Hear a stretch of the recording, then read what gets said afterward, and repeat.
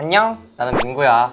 오늘은 내가 내 가장 약점이었던 영어를 어떻게 수능 1등까지 올릴 수 있었는지, 그리고 그 과정에서 중요하게 느꼈던 것들을 한번 공유해 보려고 해.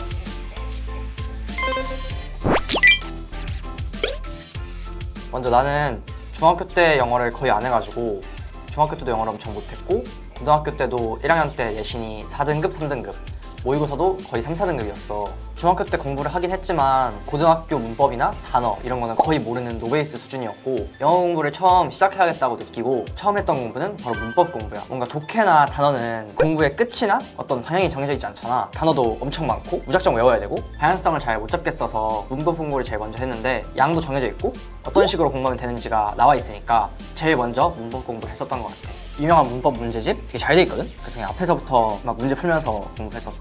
그리고 문법 공부할 때 구문 분석을 엄청 많이 했어. 문장 하나 넣고 이게 어떤 구조로 돼 있는지, 뭐가 생략돼 있는지, 아니면 뭐 절이 있다, 이게 무슨 절이다, 그런 거를 엄청 많이 했었어. 그래서 실제로 독해를 어떻게 했는지는 이따가 수능 영어에 대한 더 자세한 얘기를 하고 나서 같이 설명을 해줄게. 일단 수능 영어하고 내신 영어는 엄청 많이 달라. 내신은 애초에 문법 문제가 훨씬 많이 나오고 단어를 모르면 아예 못 푸는 문제들도 출제가 돼. 반대로 수능은 학생들이 모를 만한 단어는 다 적혀있고 문법은 딱 한 문제만 출제가 돼. 수능은 이제 사실상 거의 다 모르는 문제고, 쪽에서 연기가 나와도 뭐 지문이 바뀌어서 나온다던가 그런 경우도 있고, 그래서 뭔가 거의 다 모르는 상태에서 독해를 다 해내야 된다는 게 독해력 싸움이라고 봐도 무방해. 그리고 단어를 몰라도 어느 정도 추론을 해서 풀 수 있는 여지가 있는 게 내신하고 수능의 차이점이지. 그래서 여기서 또 중요한 거는 수능은 절대평가니까 특정 문항들을 버리고 시작하는 그런 운영이 가능하지. 그래서 내가 영어 시험을 어떻게 운영했는지를 알려주려고 구모 시험지를 들고 왔거든? 그래서 이걸 실제로 보면서 같이 설명을 해볼게. 먼저 막 듣기 풀 때 어디부터 풀어야 되냐, 처음부터 이렇게 넘기면서 푸는 학생들도 있는데, 난 처음에 표지는 빼서 이렇게 바닥에 놓고 2개만 펴놓고 풀었어. 그래서 처음에 이 가운데 있는 시험지를 빼서 옆에다 놓고 옆에 이걸 펼쳐놓고 같이 풀었어. 이걸 두 번째 페이지를 딱 펼치면 첫 번째로 여기 도표가 나오거든? 이거를 보통 듣기 풀면서 같이 푼단 말이야. 근데 이거 시험지를 이렇게 펄럭펄럭 하면서 왔다 갔다 하는 것보다는 옆에 놓고 푸는 게 좋아서 이렇게 옆에 열어놓고 1번을 풀면서 도표부터 같이 풀었어. 그래서 첫 번째 페이지에서 한 7번, 9번 정도 풀 때까지 5문제를 풀어서 어법까지만 풀었었어. 그리고 5문제를 다 풀었으면 얘는 원래 위치로 돌려놓고 이 1번 페이지를 뒤로 펼쳐서 여기 마지막 문제 있는 페이지랑 같이 열어놨었거든? 그럼 이제 제일 쉬운 43, 44, 45 문제가 나오는데, 이거를 1페이지 남은 문제들을 풀면서 43, 44, 45번을 같이 풀었었어. 그리고 이제 듣기 1페이지가 끝나면 시험지를 원상태로 돌려놓고 첫 번째 페이지 넘기면 남은 듣기 문제와 그 보통 같이 푸는 18, 19, 20번 문제가 나오거든? 이렇게 18, 19, 20번이랑 남은 듣기 문제들을 풀었었지. 한 문제를 1분 30초 안에 풀어내는 능력도 중요하지만 45문제를 70분 안에 풀어내는 능력도 엄청 중요하거든? 듣기를 풀 때 어떤 문제를 풀지, 그리고 어떤 식으로 시간 분배를 할지, 그런 것도 엄청 중요한 것 같아. 수능 영어에서는 특정 단어나 문장을 정확하게 읽어내는 것도 중요하지만 큰 그림을 보면서 글이 어떻게 구성되어 있는지를 보는 능력이 굉장히 중요해. 어떤 사람들은 그냥 술술 익히지 않아? 이런 학생들도 있는데, 나는 영어를 되게 못했어가지고 항상 영어를 다 한국어로 바꿔서 해석하면서 읽었었어. 그래서 막 직독직해를 해도 좋지만 나는 문법을 배우면서 막 문법의 영어랑 한국어의 어순 차이 같은 걸 배우거든? 한국어는 주어, 목적어, 서술어 이런 식으로 돼 있고, 영어는 주어, 동사, 목적어, 보어 이런 식으로 돼 있잖아. 그 두 개의 차이를 배우고 영어 문장이 적혀 있을 때 그걸 한국어로 읽을 때는 어떤 어순을 읽어야 되는지 그거를 생각하면서 배운 대로 읽으려고 노력을 했었어. 그래서 37번 같은 문제를 보면 이 문장이 나와 있는데, 버덜소를 기준으로 양쪽 문장이 병렬이 돼 있고, 이제 문화는 우리가 의식적으로 고려하고 토론할 수 있는 방법으로 작동한다.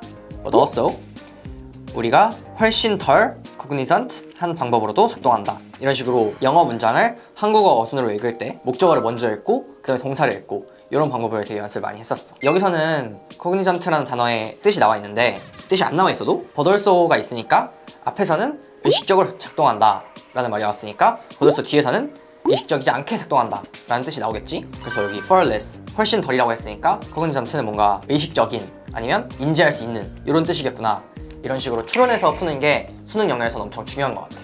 그래서 사실 모든 문제를 이렇게 풀다 보면 단어의 뜻을 잘못 추론할 수도 있잖아. 다른 뜻으로 생각할 수도 있는데, 사실 영어는 절대평가니까 이렇게 많은 문제를 풀다 보면 한두 문제쯤 틀리는 문제가 나와도 그런 문제를 버리고 90점을 넘어서 1등을 받는 그런 전략을 썼었어. 그래서 사실 나는 내신보다 수능 영어에 강했거든? 고3 때는 수특수화만 풀고 거의 모의고사만 계속 풀었어. 영어는 뭔가 시간 안에 타이트한 상황에서 문제를 푸는 게 되게 중요한데, 그런 거를 평소에 풀 때는 약간 긴장감이 떨어지니까 사실 시간을 재고 풀어도 좀 늘어진단 말이야. 그래서 모의고사를 위주로 문제를 풀었었고, 모의고사를 풀고 거기에 있는 단어를 복습하는 정도? 고2 때는 학교에서 단어장을 지정해줘서 거기서 시험 문제 나온다고 해서 그 단어장을 외웠었는데, 고3 때는 따로 단어장을 안 쓰고 모의고사를 계속 풀면서 모의고사에 있는 단어들을 외웠고, 거기 한 번에 안 외워지면 다른 모의고사를 풀었을 때 그 단어가 또 나왔다. 또 틀리면 아 이거 그때 나왔던 단어인데 여러 번 나오는 단어구나 이러면서 계속 여러 번 습득을 했었던 것 같아. 그리고 틀린 문제들이 어디서 어떤 실수를 했는지 그런 거를 분석하는 방법으로 공부를 했었어. 만약에 구모에서 뭐 영어를 못 봤으면 경각심을 느끼고 영어 공부를 많이 할 텐데, 구모에서 잘 봤다고 약간 자만하다가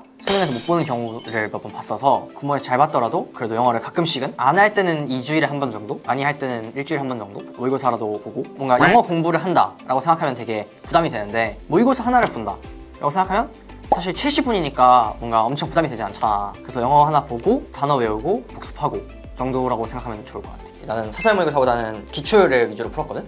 그래서 기출을 하나씩 해놓고 풀면서 점수 확인하고, 아 얘 좀 뭐 못하는구나, 잘하는구나, 그런 거를 실력을 확인하면서 공부를 했었던 것 같아. 그래서 특정 단어 하나보다는 그 문장을 보고, 그 문장보다는 이 글 전체를 보고, 그리고 한 문제보다 이 시험지 전체를 어떻게 운영하는지, 그게 정말 중요한 것 같아.